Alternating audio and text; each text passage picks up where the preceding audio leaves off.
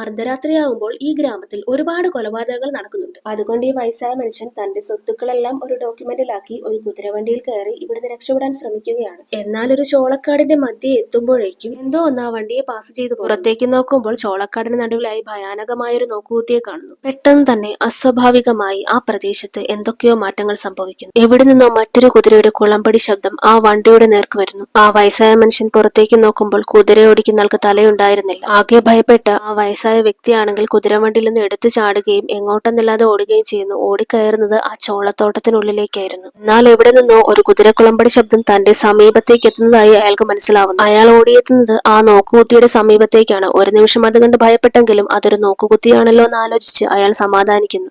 എന്നാൽ നിമിഷ നേരം കൊണ്ട് എന്തോ ഒന്ന് അയാളുടെ തല വെട്ടിമാറ്റുകയും ചെയ്യുന്നു. ഹലോ ഫ്രണ്ട്സ്, ഇതെൻ്റെ ഒരു പുതിയ ചാനലാണ്. അപ്പോൾ എല്ലാവരും ഒന്ന് സപ്പോർട്ട് ചെയ്യണം കേട്ടോ. നിങ്ങളൊന്ന് സബ് ചെയ്യാൻ ശ്രമിക്കണം. അതേപോലെ തന്നെ നിങ്ങൾക്ക് വീഡിയോ ഇഷ്ടപ്പെടുകയാണെങ്കിൽ ഒന്ന് ലൈക്ക് ചെയ്തേക്കണേ.